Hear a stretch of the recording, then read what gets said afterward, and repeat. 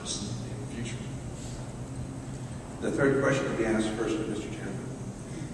How can the Attorney General's office be run more efficiently? Well, I think the Attorney General's office can be run more efficiently by taking a good look at the groups that have been set up. We need less government. We need more power to the people. But one of the things that we need is we need results.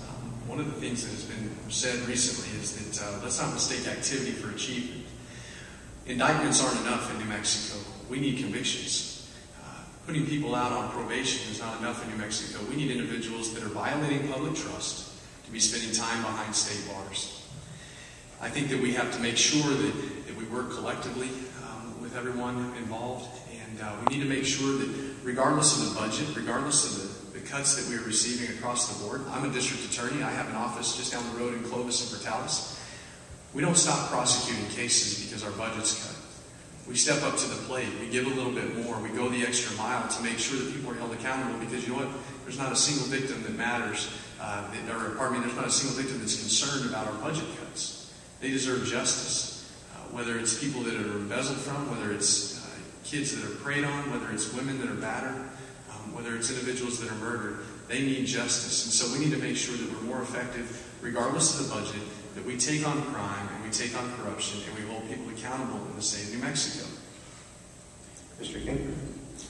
Sure, and it's a really big, important issue, actually, because in the last 3 years, the Attorney General's office budget has been cut by about 15%.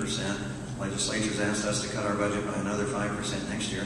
And one of the things I'm proud of is that we have been operating the office more efficiently. We've actually been providing more service to the people of the state of New Mexico. And it's not just about prosecutions, and we haven't let any prosecutions drop because of the budget. As a matter of fact, if we have budget difficulties, what we've done is we've curtailed some of the services to the legislature with regard to providing opinions and such. And I get a lot of heat from the legislators because it's taken longer for them to get their opinions.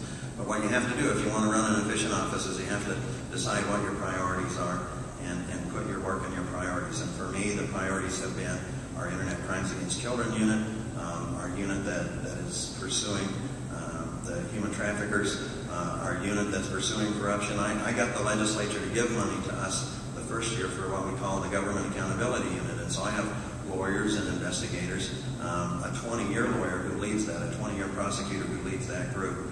And they continue to get the resources that they need, even with the cuts.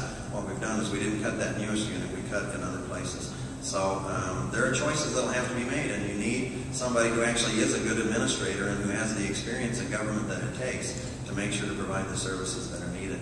And that's what I